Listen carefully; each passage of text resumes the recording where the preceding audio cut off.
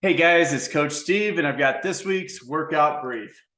Starting on Monday, we're going to do the benchmark workout Filthy 50. This is 10 movements, 50 reps each, with a goal time of 23 to 28 minutes. Cap on this one's going to be 32. And really what we're looking for here is going through this at with movements and at a pace that you can maintain for about 20 minutes without anything feeling like it's just going to completely cave.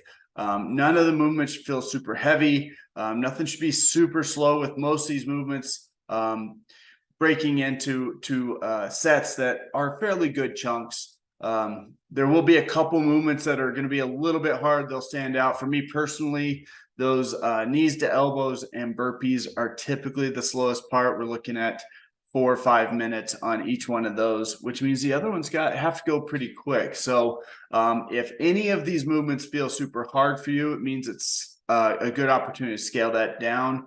And you can scale the movement or the reps. So kind of keep that in mind as you're going through this and just try to be consistent. You're going through all of the movements before you move to the next one. So that adds up a little bit. And by the end of this, you're just going to be completely toasted because it's a lot of reps. On Tuesday, we're going to start off with some skill on the toes to bar and dumbbell snatch.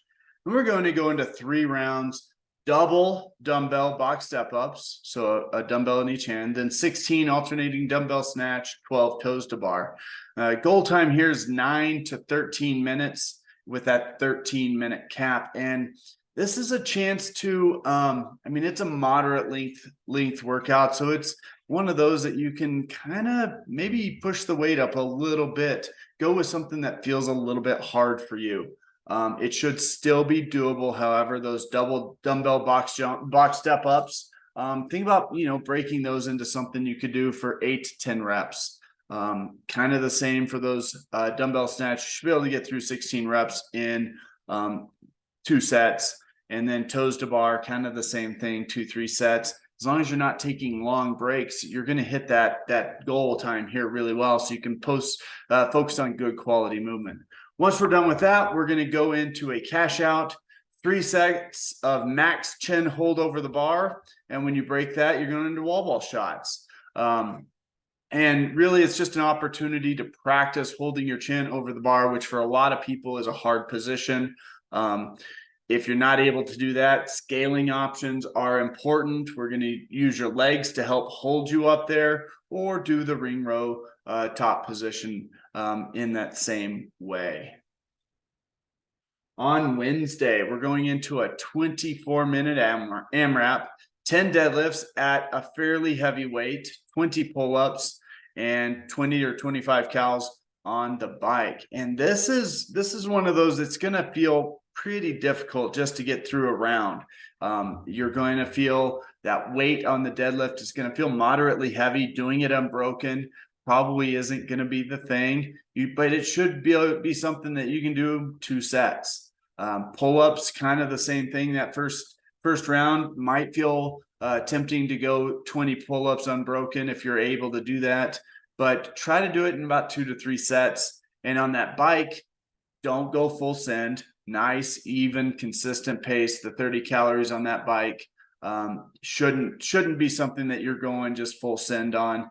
And it should be something that your heart rate's going to jack up. That's going to make that second round even harder. So kind of keep that in mind. There's a balance on that bike and being able to breathe going into a second round.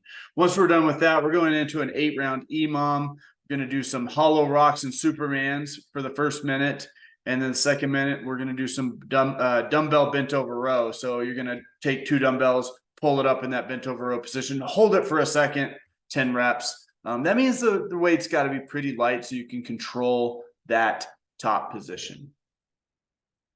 On Thursday, building on that shoulder pump that we have in the last 2 weeks, 10-round EMOM, 8 strict dumbbell press, fewer reps this time, so she could be able to go a little bit heavy, and then 15 hand release push-ups. There's more reps here. You're going to fatigue more. Maybe break those up sooner if that's what you need to do.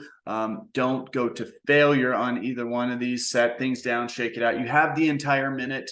use it, but you're going to have to get through because it is only a minute, and these guys are going to hit each other. So you're not going to be able to really recover on the next movement. Those triceps are going to be taxed on both, and certainly the shoulders will be taxed on both. Once we're done with that, we're going into a 12-round EMOM. Doesn't sound too bad, but I want to go pretty heavy on these clean and jerks. It's just 2 clean and jerks, and I want to go pretty heavy. Something that's pretty heavy for you, not something that you're just going to fly right through. Something that you've got to really think about, really address, and do pretty cleanly to get. So think about what weight that may be. On the second minute, alternating minute, you're going to do 50 double unders. Again, 50 double unders should be something you can do pretty quickly in a minute, along the lines of 30 seconds. Should be plenty of recovery time. That means your heart rate's going to be jacked up, so the clean and jerks are going to get a little bit harder each round because of that. On Friday, we're going to continue our overhead squat journey. 3 sets of 6 this time, posting total load. Continue to practice if that's where you are, but adding weight to the overhead squat and getting more proficient with that movement. Once we're done with that, we're going into 5 rounds, 200-meter run, and 5 front squats. Nothing crazy about this workout. It is a 9 to 12-minute workout with a 12-minute cap. The run should be moderately quick. You should be able to push that pace decently well. 5 front squats shouldn't be the end of the world for you. The weight's moderately heavy, but probably nothing that you're going to really sneeze at for 5 reps. Really, the biggest piece here is how fast can you get to that bar after that run, and then how much does that front squat impact that run starting out the gate.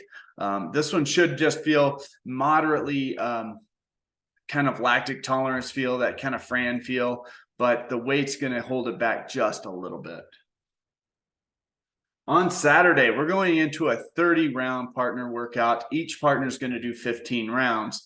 So 30 rounds, going to do 5 ball slams into 5 box jumps and then 5 push-ups. And then that partner is going to rest and the other partner is going to do it. So this is a one person finishes a round completely, and then the next person finishes the round completely. And the important thing here is that when it's your turn to go, push the pace, go hard. And you want to find somebody who's able to pace kind of the same way you are. Because if you're pushing the pace hard and your partner isn't able to match your pacing, you're going to get a lot of rest and they're really going to burn out. So find somebody who's able to push that pace with you, and explore that and see where that goes. Push hard. That's what we have coming up this week, guys. See you in the gym. Bye.